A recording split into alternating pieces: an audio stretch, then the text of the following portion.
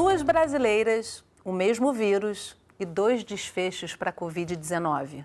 Uma se infectou na Itália em viagem de férias e reagiu bem contra a doença. A outra, com diabetes, hipertensão e condições de vida precárias, contraiu o vírus da patroa e foi a primeira vítima fatal da pandemia no Brasil. No país que concentra uma das maiores taxas de desigualdades sociais do mundo, essa história parece não surpreender. Mas o flagelo do novo coronavírus veio aguçar problemas antigos e muito conhecidos. As condições de saúde da maior parte da população, a falta de saneamento a que são expostos mais de 34 milhões de brasileiros que sequer podem lavar as mãos, a dificuldade no acesso aos serviços de saúde, fatores que agravam a maior crise sanitária do século. Pessoas em situação de rua, indígenas, refugiados, quilombolas, comunidades urbanas periféricas. Essas populações já percebem que a pandemia não é nada democrática e expõe a desigualdade que há no nascer, viver e morrer no Brasil.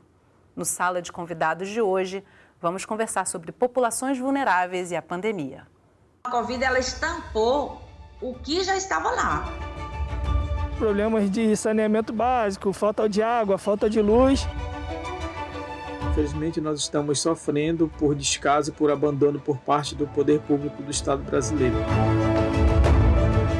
Então, nós estamos fazendo um projeto de vigilância que primeiro tem que ter engajamento das pessoas.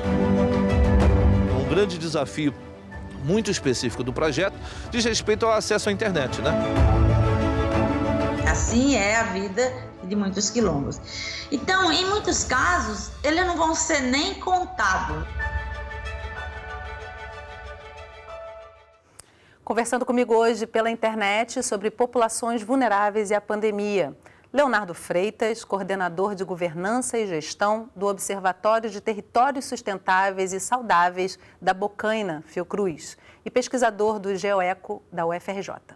Wagner do Nascimento, coordenador-geral do Fórum de Comunidades Tradicionais e coordenador do Observatório de Territórios Sustentáveis e Saudáveis da Bocaina, Paraty.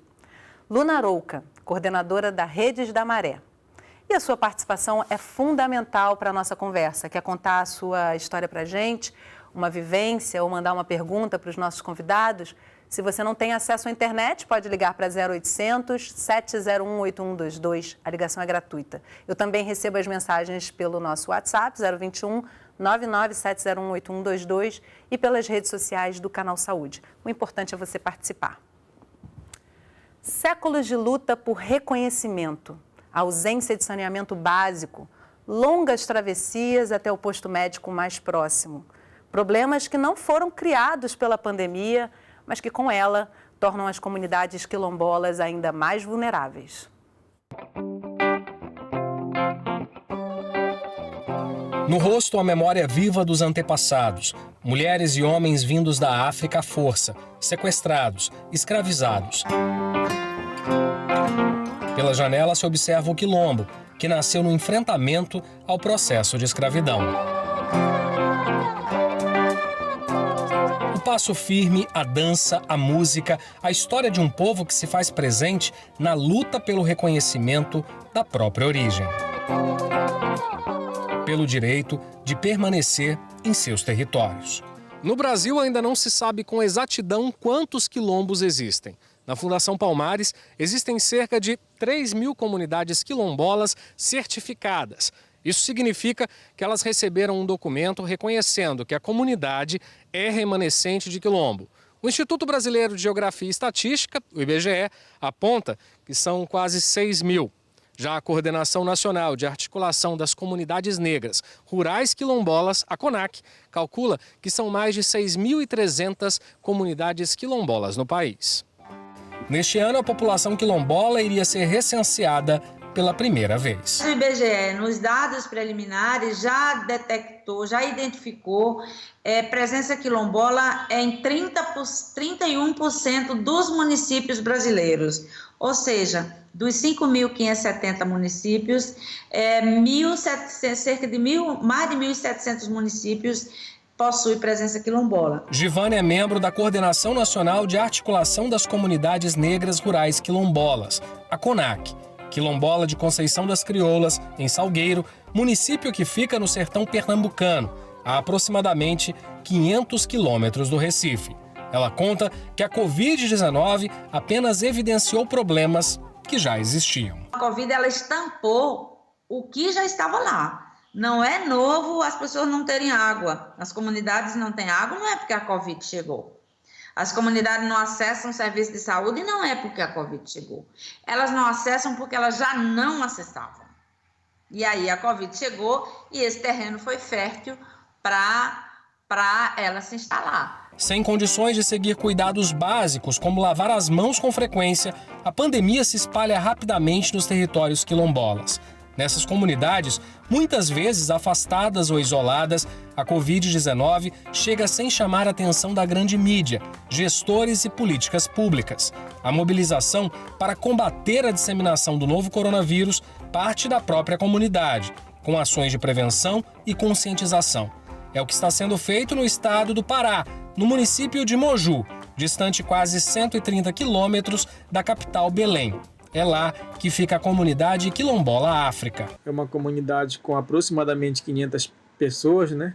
Infelizmente perdeu 2 das suas grandes lideranças para essa grave doença, tá? E nós seguimos na recomendação para os nossos quilombolas que continuem se protegendo, se prevenindo, usando máscara e tendo todo o cuidado necessário, porque a Covid infelizmente não acabou. De olho nos números e nos casos, a CONAC e o Instituto Socioambiental passaram a fazer um monitoramento a partir de dados das secretarias de saúde e das comunidades. Assim nasceu o site quilombosemcovid19.org. Então a CONAC, por não ter nenhum sistema de monitoramento, vem construindo com outras organizações da sociedade civil esse monitoramento, o que não é fácil, porque esse é um trabalho do Estado. Não é trabalho de uma organização social contar quantas pessoas entraram doentes, contar quantas pessoas foram recuperadas, contar quantas pessoas morreram. As pessoas já estão morrendo, mesmo assim tem que se contar se quiser ter esses dados, pelo menos para nosso debate político, já que não tem sido, não tem se revertido em nenhuma política pública no Estado brasileiro. Combater a Covid sem essa infraestrutura hídrica, sem infraestrutura de energia elétrica para pelo menos se comunicar, para pedir auxílio médico, orientação de enfermagem, coisas dessa natureza, não tem sido possível. Infelizmente, nós estamos sofrendo por descaso e por abandono por parte do poder público do Estado brasileiro. O Observatório Quilombo Sem Covid-19 reúne os dados dos casos que estão sendo monitorados, confirmados e óbitos. O portal apresenta as mortes por estado. O último boletim, divulgado no dia 19 desse mês, aponta que 155 quilombolas morreram vítimas da Covid-19 em todo o país. Mas a CONAC acredita que os números de contaminados e vítimas fatais da Covid-19 nos quilombos são ainda maiores. Alguns quilombos você vai levar até 12 horas de barco para chegar. Tá? Quando esse paciente chega, ele vai chegar num município que não tem uma unidade de terapia. Entende? Assim é a vida de muitas aldeias e de muitos quilombos. Então, em muitos casos, eles não vão ser nem contados. E entre as perdas, lá se vão os saberes com os mais velhos. A Covid-19 traz à tona dívidas históricas, expõe o racismo estrutural e segue apagando trajetórias que nunca foram escritas, que passam de ouvido de geração para geração. Quilombo é resistência, quilombo é luta, quilombo é força, quilombo é defesa da vida. Leonardo, Wagner, Luna, muito obrigada por estarem aqui com a gente hoje. Eu começo com você, Wagner, por essa fala da Geovânia, né? Porque quilombo é defesa da vida. Talvez quem não esteja envolvido com essa população não consiga entender plenamente o que significa essa fala. E eu queria trazer com você, em primeiro lugar, a importância da certificação e do reconhecimento dessas populações, não só para que se mantenha a história, a cultura, né, as raízes dessa população, mas também para a aplicação de políticas públicas em todos os momentos, mas num momento urgente como esse, principalmente. Olá a todos e todas, bom dia. Prazer estar aqui falando para todos no ouvinte aí do canal Saúde. Estou falando aqui do Quilombo do Campinho, né, de onde nasci e estou até hoje. Né. Sou da 5ª geração das 3 matriarcas que vieram trazidas como escravizadas aqui no Brasil, né? E, portanto, sou da 5ª geração. Saudar aqui as nossas ancestrais, as 3 mulheres guerreiras que fundaram essa comunidade, vovó Antonica, Marcelina e vovó Luísa. Né? Saudar todos os irmãos e irmãs quilombolas. Então, sou de uma comunidade quilombola, Quilombo Campinho da Independência, titulado, né? Já respondendo a tua pergunta, né? E nós fomos titulados em 1999, né? Para mais de 20 anos, e realmente, né? Foi uma luta histórica dos nossos ancestrais, especialmente aí mais na década de 70, final de 60, 70, aqui nessa região, né? Que é uma região que já chegaram lá naquele período, já chegavam os grandes empreendimentos que aterrorizam diversas comunidades quilombolas e tradicionais no Brasil. Então, lá se fizeram uma luta pela questão fundiária, pela luta da terra, muito antes do artigo 68 da Constituição Federal. Né? Então, as pessoas lutavam, se organizavam com o sindicato, com as igrejas, internamente com a luta para permanecer no território.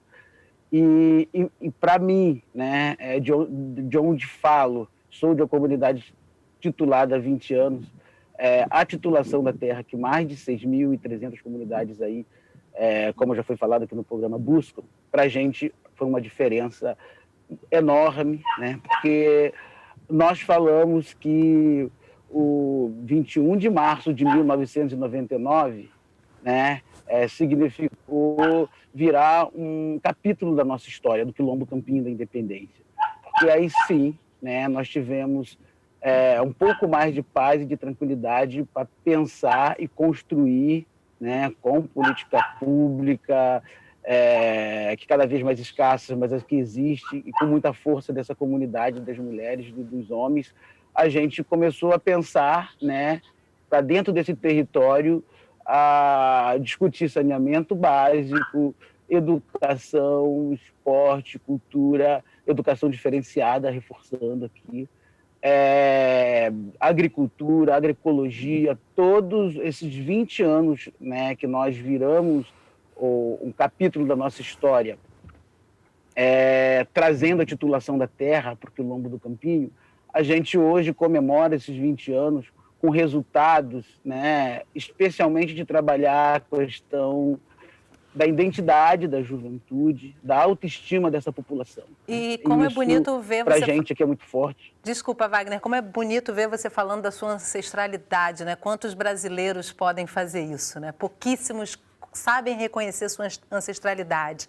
Trazendo aqui a Luna para a nossa conversa, Luna, a gente trouxe um exemplo da população quilombola, que é uma população que nesse momento se vulnerabiliza ainda mais, mas é lógico que a gente está tratando aqui no programa de forma mais ampliada de inúmeras populações, entre elas as populações urbanas periféricas. Eu queria saber se você reconhece nessa reportagem semelhanças, que semelhanças você pode reconhecer de vivências de vulnerabilidade nas populações urbanas para as quilombolas que a gente exemplificou.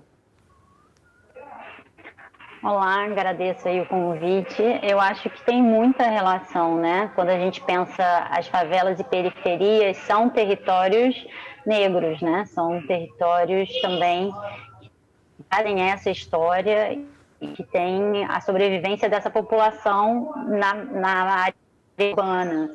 Então, eu acho que o que a reportagem traz e o que o Wagner traz em termos de força e de luta, a gente é muito, né, aqui na favela da Maré, em tantas outras favelas. Infelizmente, normalmente não é isso que é passado pela mídia, né? Essas regiões são retratadas de uma maneira muito negativa, apesar de terem muita potência. Eu acho que o Wagner explica isso muito bem, né, dessa potência, dessa força. A Maré é muito construída por mulheres pretas, E eu acho que, como a reportagem coloca, a situação do impacto da pandemia, ela se dá por questões anteriores, né, da falta de infraestrutura básica e de políticas públicas adequadas para que essas populações pudessem viver em condições de igualdade com o restante da cidade, e aí que quando vem o vírus isso fica muito nítido. Então, a ausência de acesso à água, a primeira questão era higienizem as mãos, lavem constantemente as mãos. E aí as regiões que não têm água disponível o tempo todo, que não tem saneamento básico, famílias que trabalhavam de maneira informal e aí que não tinham mais condições de ter essa renda e tinham que sair, se expor, mesmo que não estivesse falando, façam um isolamento, não tinham condições. Então, existia uma situação estrutural anterior que fez com que, como vocês bem falaram, a situação da pandemia ela chegasse até todos, mas de maneira muito diferenciada. Quem sofreu mais o impacto, que teve mais dificuldade de se isolar e que tinha condições anteriores, até em termos de saúde, mais agravadas, que no contato com o vírus fazia com que tivesse uma dificuldade de recuperação, vivenciaram a pandemia de uma maneira muito diferente de outras regiões da cidade. Leonardo, essa fala da aluna me lembra um artigo do Diplomatique que fala exatamente disso, sugerindo que a pandemia é uma caixa de Pandora, né, de onde saem todos os males do mundo e da humanidade na abertura dessa caixa, né? E aí quero trazer com você realmente essa percepção de que esses problemas já estavam ali presentes, mas eles se aguçam com a pandemia e de que forma, em especial para as populações vulneráveis.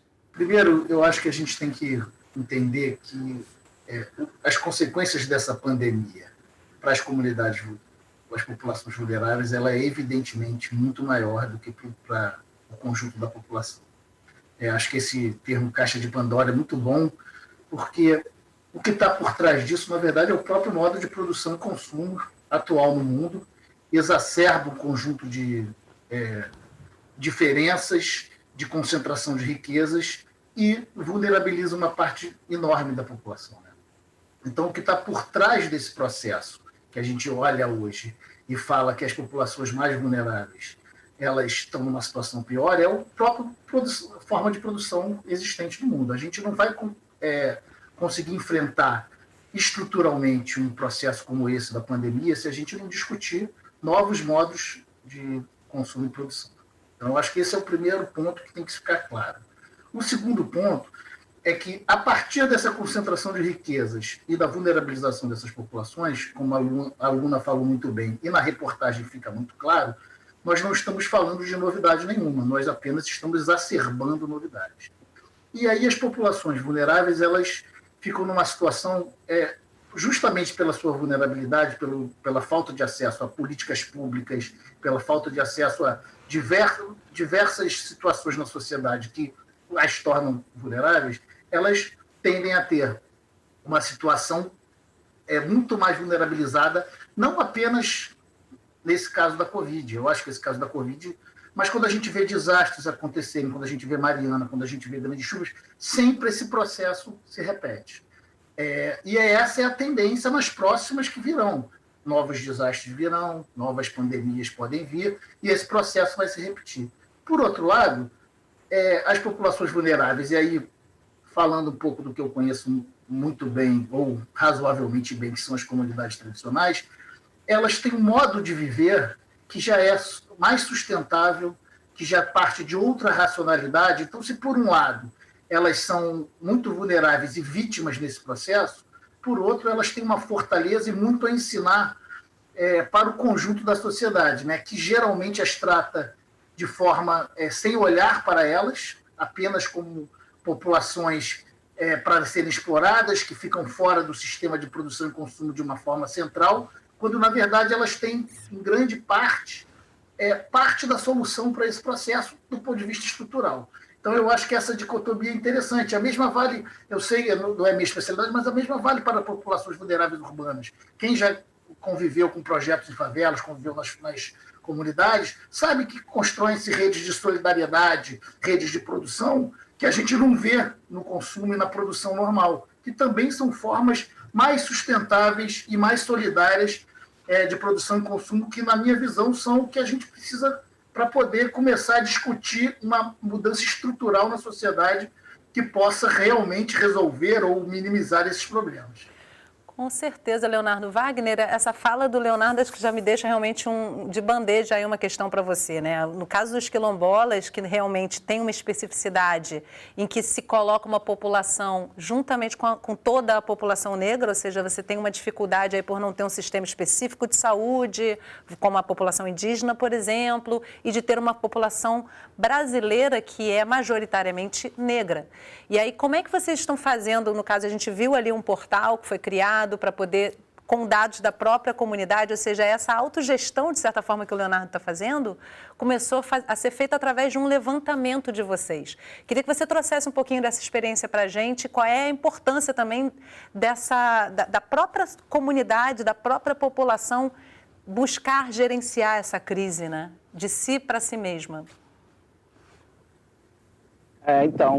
Pegando aí a fala muito bem do Leonardo, né, que a gente, inclusive, nós fazemos isso em parceria, tenho muito orgulho de falar isso, né, que é através do Observatório, que é um projeto do Fórum de Comunidades Tradicionais, com a Fundação Oswaldo Cruz, no qual eu sou coordenador do Fórum de Comunidades Tradicionais e também do Observatório. E esse fórum, né, nós atuamos aqui na região, de Angra dos Reis para Ubatuba, que é a região da Bocaina, com as comunidades indígenas caiçaras e quilombolas, né? Aí são mais de 100 comunidades caiçaras, 8 aldeias indígenas e 7 territórios quilombola. E a nossa primeira ação, né, sabendo aí de todas as dificuldades da crise sanitária e a crise política, né, na pandemia, nós organizamos uma campanha Cuidar e Resistir. E o pilar dessa campanha, né, é a base da solidariedade, né? Então, que são as trocas dos produtos agroecológicos, os produtos da roça com os produtos das comunidades pesqueiras. E aí é isso, assim. Isso para a gente não é uma novidade, né? É importante ressaltar que essas comunidades já faziam e fazem isso no seu cotidiano. Nós só fortalecemos isso, então essa rede, através de uma campanha que está sendo muito importante, né? Porque nós atendemos comunidades da costeira, né? Como o Saco da Sardinha, que fica na reserva ecológica da Juatinga, que são mais de 2 horas para chegar de barco, o acesso é só de barco, e lá ainda, inclusive, não tem energia elétrica em alguma dessas comunidades. E os produtos agroecológicos chegaram lá, né? Os pescados, a campanha de agasalhos e de cobertores, através dessa nossa organização, apoiada, né? Mais de 30 organizações públicas, ONGs, organizações privadas, pessoas, né? Apoiaram essa campanha, Cuidar e Resistir, e ela só mostra para a gente, né, que a gente precisa entender como funciona esse território, tão bonito e muitas das vezes ameaçado por um projeto aí, do capital, né, que afeta esse território, e as comunidades denunciam isso.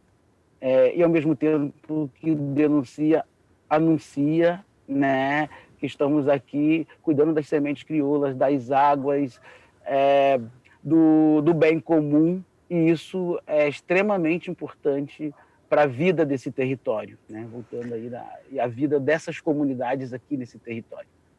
Luna, esse depoimento do Wagner falando sobre as comunidades me traz à mente aqui uma diferenciação para um complexo como o Complexo da Maré e ainda tantas outras comunidades nos centros urbanos, aí me refiro aqui no Rio de Janeiro, porque comunidades menores, talvez seja mais fácil você organizar esse mutirão, busca por uma solução em conjunto, ou talvez seja menos complexo, aí eu coloco isso realmente para vocês refletirem e trazerem para mim, eu não tenho essa experiência, então é importante ouvir de vocês. Agora, o Complexo da Maré tem também suas iniciativas para enfrentamento da pandemia, e eu queria, antes de trazer para o segundo bloco a experiência de vocês, eu queria trazer qual foi o desafio, né? Trazendo aí essa comparação com as populações quilombolas que estão mais isoladas, mais centradas, mais são menores de uma forma geral, né? Eu acho que todas as experiências coletivas que têm base na solidariedade, na comunidade, elas têm múltiplos desafios, né? Cada uma tem um. Então, a Maré são 140 mil moradores divididos em 16 favelas, né? Um conjunto de favelas. Então, é maior do que 97% dos municípios brasileiros, falando de tamanho de cidade. Então, com certeza, é um grande desafio, como chegar a todos os moradores. Então, a Rede da Maré, desde o início da pandemia, organizou a campanha A Maré Diz Não ao Coronavírus, pensando ações que pudessem reduzir o impacto da Covid na Maré. E tiveram múltiplas ações, né? A gente continua com elas. Uma foi a possibilidade de distribuir cestas básicas e produtos de higiene para as famílias em situação de maior vulnerabilidade. A gente também viu captar doações para isso, assim como o Wagner contou, né, uma rede de solidariedade, mas as demandas são gigantescas, né, e aí eu acho que tem essa questão do papel da sociedade civil diante dessa situação e também da ausência do governo, né, claro que a população precisa de muito mais apoio de política pública. A demanda não para de crescer, mas a gente desenvolveu várias outras ações, desde a higienização das ruas, doação de equipamentos de proteção individual para todas as unidades de saúde da Maré, edital de arte e cultura para as pessoas, os artistas que estavam em casa poderem ter, né, projetos de geração de renda para as mulheres, costureiras, produzindo máscaras.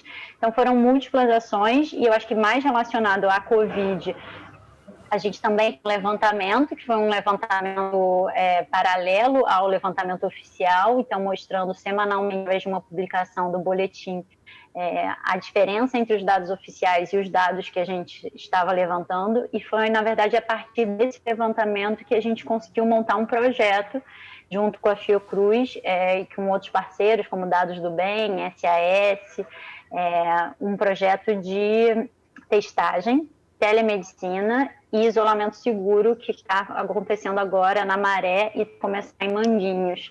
Um projeto inovador e que juntou, que eu acho que fazendo a ponte, né, a diferença entre campo e cidade.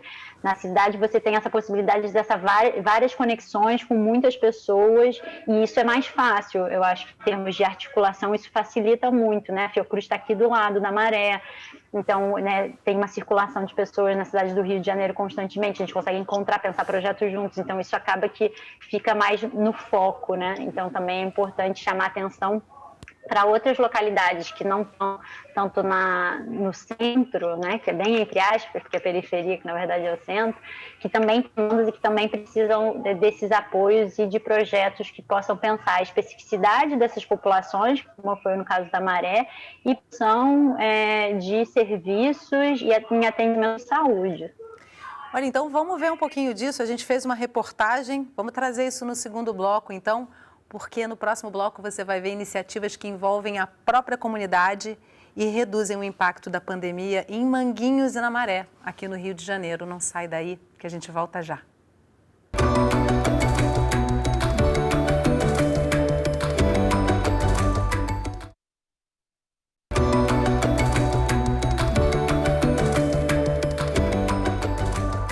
O Sala de Convidados está de volta, conversando sobre populações vulneráveis e a pandemia. Comigo via internet, Leonardo Freitas, coordenador de Governança e Gestão do Observatório de Territórios Sustentáveis e Saudáveis da Bocaina, Fiocruz, e pesquisador do GeoEco da UFRJ. Wagner do Nascimento, coordenador-geral do Fórum de Comunidades Tradicionais e coordenador do Observatório de Territórios Sustentáveis e Saudáveis da Bocaina, Paraty. Luna Arouca, coordenadora da Redes da Maré. Se você ainda não participou no primeiro bloco, a hora é agora. Está em casa? Aproveita para mandar suas perguntas para a gente. Eu recebo e compartilho com os nossos convidados. Você pode encaminhar pelo WhatsApp 021 997018122, pelas redes sociais do Canal Saúde ou pelo 0800 701 8122. A ligação é gratuita. Em meio à pandemia e à falta de políticas efetivas no território, moradores de Manguinhos e do Complexo da Maré se organizam para controlar a crise sanitária na comunidade. Uma crise sanitária que evidenciou desigualdades sociais. Entre os becos e ruas estreitas das comunidades, a pergunta: como conter o contágio do novo coronavírus nas favelas? O Fábio é morador da comunidade de Manguinhos, no Rio de Janeiro. Ele conta que nas milhares de pequenas construções, o vírus encontrou um terreno fértil para a disseminação. Essa chegada do coronavírus nas favelas, né, não só em Manguinhos, né, foi muito impactante, porque a gente precisa levar em consideração o estado de vulnerabilidade desses locais, né, desses territórios. Então, antes mesmo, nós já tínhamos problemas de saneamento básico, falta de água, falta de luz.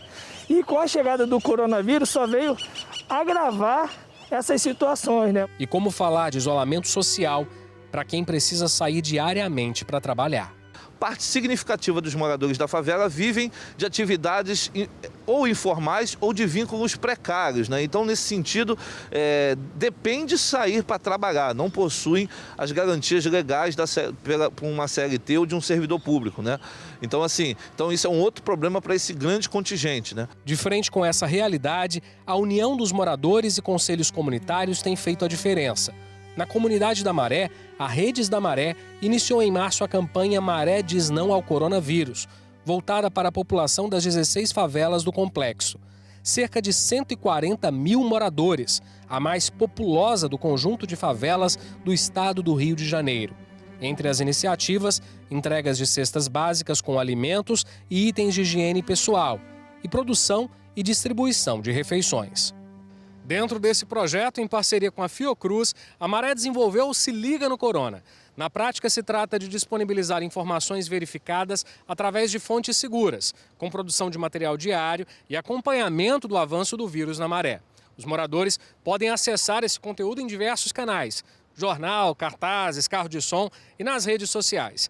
Mas ainda era preciso ir além. E foi assim, diante dessa inquietação, que mais um projeto começava a sair do campo das ideias. A Maré nos procurou para implantarmos algum projeto lá e nós começamos a implantar ações, principalmente no campo da comunicação, mas vimos que isso não era suficiente.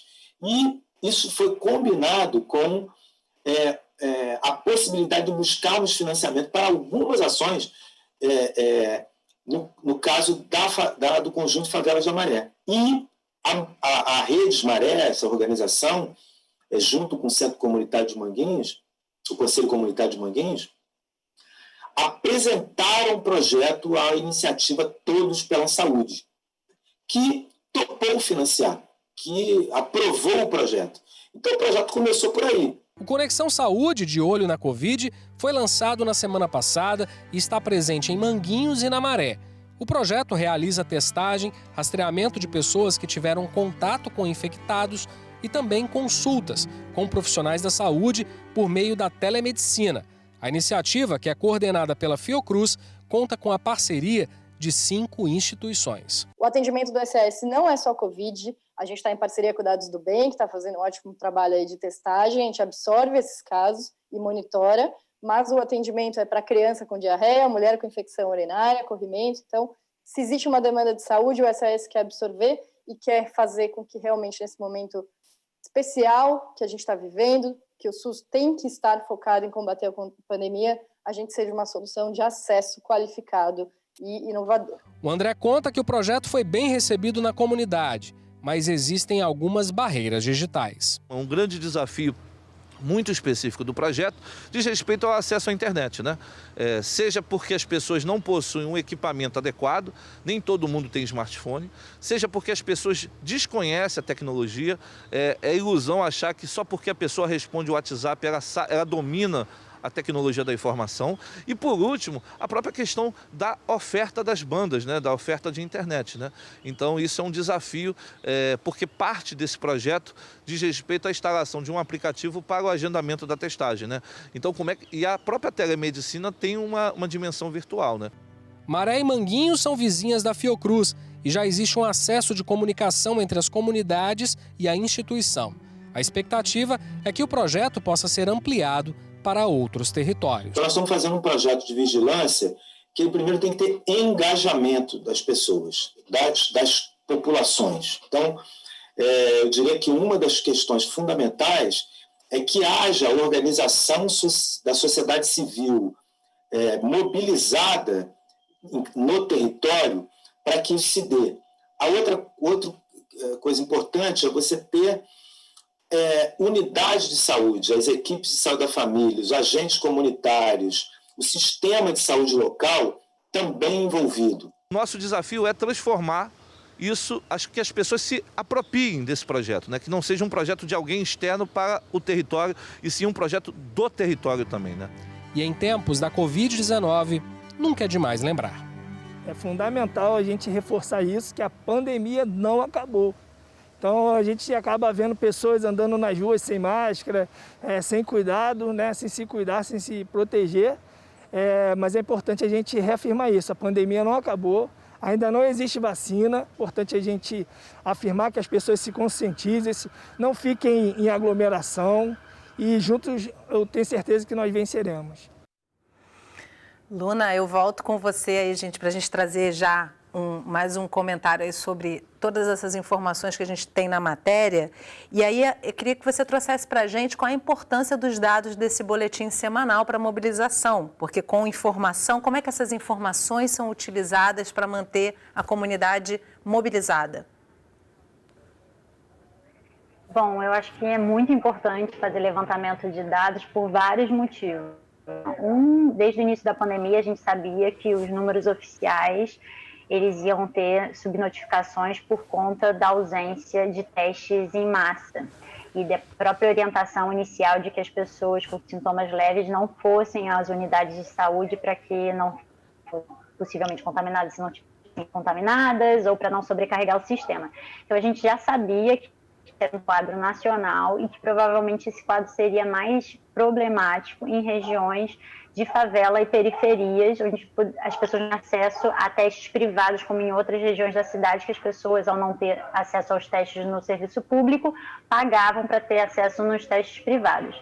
Então, acho que a primeira questão é exatamente produzir dados para municiar o poder público sobre a real situação pandemia, porque a política pública ela tem que ser orientada a partir de dados mais fiéis possíveis da realidade. Se você tem um dado que fala que na Maré, por exemplo, tem pouquíssimos casos e você tem uma organização da sociedade civil que está levantando e mostrando que esses casos são muito maiores, é uma forma de pressionar o poder público para pensar políticas direcionadas para essas regiões, como é que a gente controla essa pandemia, como é que a gente pensa ações junto das unidades de saúde. Então, acho que esse é o primeiro fator.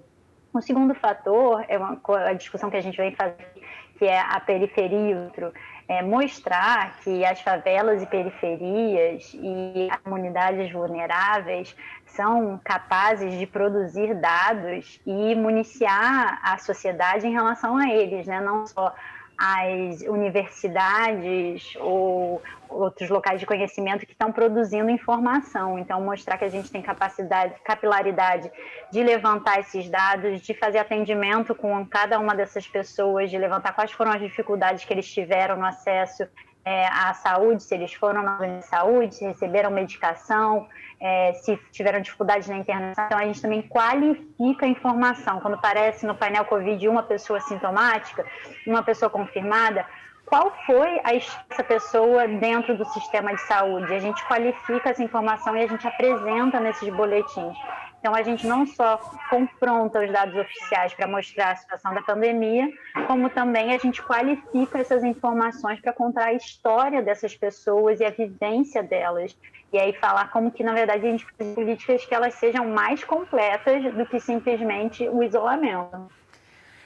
Leonardo, eu queria trazer com você a questão da territorialidade, né? Porque ela passa, tanto na primeira matéria quanto na segunda, ela merece um destaque, né? A gente tem primeiro aqui na matéria do segundo bloco o Fábio falando da questão do território já ser vulnerável antes da pandemia, com a questão do saneamento básico, né? E toda a questão que a gente já conhece das comunidades urbanas.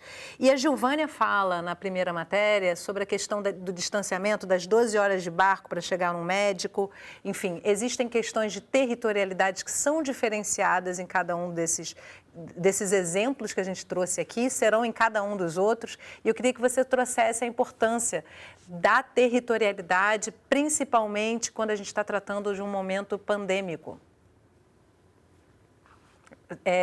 O microfone está mutado. De novo. Então, é uma boa pergunta, porque eu acho que a questão da territorialidade está no centro de uma série de, tanto das causas, mas dos efeitos dessa pandemia e de outros processos de vulnerabilização sobre as comunidades, como nas respostas das comunidades, né? Nos efeitos, por questões, como foi falado na primeira matéria, de isolamento, de falta de acesso, de dificuldades, pelas situações dessas populações a ter acesso a políticas públicas, em alguns casos pela situação territorial, ou mesmo nas cidades, pela forma com que é distribuída a população, pela forma com que ela vive em aglomerações, em lugares de difícil acesso, que rebatem na territorialidade. Por outro lado, a partir dessa territorialidade, as populações também dão suas respostas aos problemas, e no caso da Covid. Pareceu muito claro na matéria e nas falas da aluna e do Wagner a importância dos movimentos sociais construídos a partir dos territórios para a resposta ao coronavírus, à Covid, né? Eu tenho certeza, eu conheço muito bem o Fórum de Comunidades Tradicionais, né, lá de Paratianga e Ubatuba, que ele congrega não apenas quilombolas, caiçaras e indígenas, 3 populações vulneráveis, e a força do fórum, por ser um movimento já estruturado, forte e tal, e que tem o território no seu centro, permitiu que as respostas fossem muito boas, que a gente conseguisse, com a parceria da Fiocruz, também, através do observatório, atuar sobre esses territórios e reduzir os efeitos da pandemia. E eu vi na fala da aluna um processo muito parecido, né? O fato da Maré ter os movimentos sociais que ela tem, que são muito conhecidos, movimentos fortes, permitiu, não só fortes, né, mas construídos a partir do próprio território, do conhecimento do território, das redes construídas nesse território, permitiu que essa resposta fosse na qualificação que ela falou. Então, eu acho que o território é central nesses processos, e no caso das comunidades tradicionais, isso é mais importante ainda, porque o próprio modo de vida tradicional, ligado a uma nova racionalização, uma outra racionalidade, ele está totalmente enraizado no território. É impossível você pensar o modo de vida dessas comunidades sem pensar o território. E mesmo vale para as respostas. As respostas à Covid vieram do território. O Wagner pode falar muito bem. As próprias comunidades criaram seus isolamentos a partir das redes que permitiam que produtos chegassem, que houvessem trocas, e com isso elas pudessem se isolar, mas elas construíram barreiras impedindo os turistas de entrar no seu território quando os turistas estavam despreocupados com isso, a partir do controle e da forma que ela lidar com o território.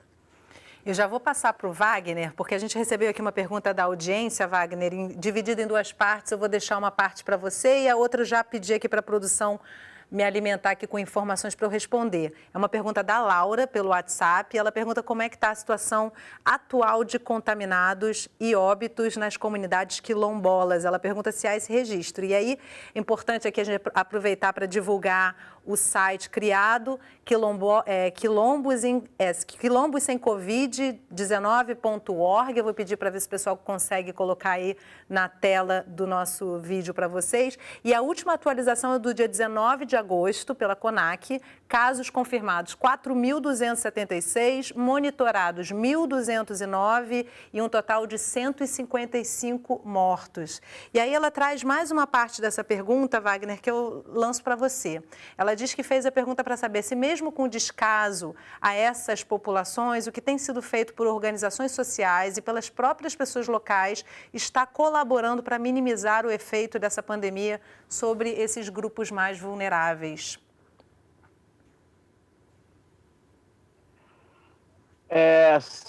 Sim, já respondendo a pergunta, né? E aí vem muito nas falas aqui anteriores também, porque Primeiro, assim, vou dividir em duas partes, né? Primeiro, assim, a ausência da política pública, a ausência do Estado nos territórios tradicionais, ou mesmo nos municípios onde estão essas comunidades tradicionais, especialmente os quilombolas, né? Eles são muito frágeis, e alguns territórios mais frágeis, né? Porque, assim, eu falar aqui desse território da Bocaina, com todas as dificuldades, né? Nós estamos entre as duas maiores metrópoles do Brasil, né? As mais ricas, né? Então, por mais que falta política pública, mas tem uma mínima estrutura do poder público do Estado, local, né? Do município. Não dá para se comparar isso com comunidade do Pará, que tem 12 horas para que as pessoas acessem uma política pública. Então, e aí não dá para confiar nesses números, né? Até porque, né, tem toda uma situação de falta de testagem, por exemplo, que já foi falado aqui, né? E de acesso às comunidades a esses testes, porque como com a comunidade que tem 12 horas para chegar no acesso à política pública, elas vão fazer testagem. E a outra parte, né, dessa pergunta, acredito que muitos desses territórios se organizaram dentro das suas comunidades, das suas formas, que já são, que eu falei e quero repetir aqui, né, desde o isolamento, né? Aqui, nesse território, por exemplo, tem comunidade, como a comunidade caiçara da Praia do Sono, que ela faz o seu próprio isolamento hoje, né? Hoje não entra turista lá. Várias comunidades tradicionais aqui fecharam para o turismo, que é uma região que a economia, a base da economia, o centro da economia é o turismo, e o turista vem para esse território. A principal ação das suas comunidades, apoiada pelo Fórum de Comunidades Tradicionais, pelo Observatório, pelos seus parceiros, foi de incentivar as comunidades a fazer as suas barreiras. Então, no início, quase todas as comunidades que trabalham com turismo fizeram as barreiras, né? E a sua principal estrutura foi a organização social, foi a organização comunitária apoiada pelo movimento social. E ainda tem comunidades hoje que fecham o turismo para a proteção da vida, para a proteção dos comunitários. E isso foi, né, para mim, sem dúvida, a principal ação aqui no território, e acredito que em vários outros territórios, para além do isolamento, né, a forma com que lida com o território, com as atividades internas, com a orientação dos mais velhos, que é o ensinamento, o principal ensinamento das comunidades tradicionais, o ensinamento que é passado de geração para geração, né? Então, por exemplo, nas aldeias indígenas aqui, a fala do cacique e o pajé é que não entra ninguém no seu território, e isso é uma coisa respeitada por todos, e eles, por exemplo, determinam quem dessas comunidades vão sair para fazer o contato necessário fora do seu território. Então, isso aqui para a gente é muito forte, é muito importante, e eu acredito que daqui para os outros territórios tradicionais no Brasil, né, isso tem sido a principal ação, né, dessas comunidades para preservar da Covid, né, do vírus e todas essas questões. Preservar a vida, né? O Leonardo queria complementar. Diga, Leonardo, desmuta o fone, o microfone. Rapidamente, realmente o papel da ação própria dessas comunidades é muito importante, mas a gente não pode nos furtar a pensar que o papel do poder público é essencial, né? Assim, todas as falas mostraram na reportagem o papel da Fiocruz na parceria com a comunidade, na fala da Luna, ela se remetendo à importância dela gerar dados para as políticas públicas. Lá no território, a gente sabe o quanto a parceria da Fiocruz foi importante, o quanto a parceria com todas as dificuldades do poder público local foi importante, né? Porque, claro, que os movimentos sociais e as lutas das próprias comunidades são um ponto essencial nesse processo. Mas o poder público tem o seu papel e fortalecer esse papel é essencial para que a gente consiga realmente vencer. Se a gente partir da ideia de que não, o poder público não está fazendo nada e as comunidades estão se virando, fica parecendo, não é isso, pelo contrário. A gente sabe que é a articulação do poder público, das comunidades e da sociedade, porque tem várias instituições e pessoas da sociedade atuando articuladas em rede, é que fortalece essa luta. É atuar para que o Estado possa efetivamente ter ações objetivas no momento urgente também, né, Luna?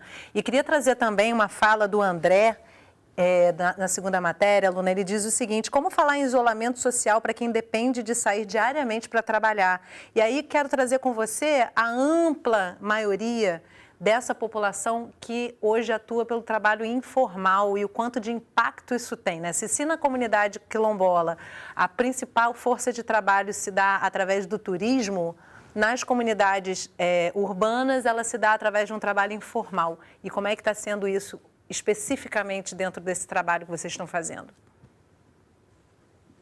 Então, isso é uma questão muito importante quando a gente pensa, e por isso a qualificação dos dados, o perfil dessa população, né? Então, a gente está falando de trabalhadores informais, então pessoas que não têm a segurança do trabalho para poderem se isolar, então precisam sair para conseguir a fonte de renda das famílias. Então, sem dúvida nenhuma, o auxílio emergencial foi muito importante nesse momento, mas a gente também, né, tem que fazer as críticas de que o formato dele não chegou às pessoas, e até na reportagem aparece pessoas que têm dificuldade com acesso à internet, que não têm celular, que não têm, que tem um analfabetismo digital, que são normalmente as pessoas em maior situação de vulnerabilidade, como, por exemplo, população em situação de rua. Eles não acessaram o auxílio, eles não conseguiram ter esse suporte. Então, a gente teve muita parte da população que teve que seguir na sua rotina, e eu acho que, diferente do relato do Wagner, dessa consciência de fazer o isolamento, de pensar estratégias comunitárias, né, das saídas, das voltas, quem é que vai entrar em contato, quando você pensa um local como a Maré, a dimensão, né, de 140 mil moradores, é bem difícil construir essa consciência, né?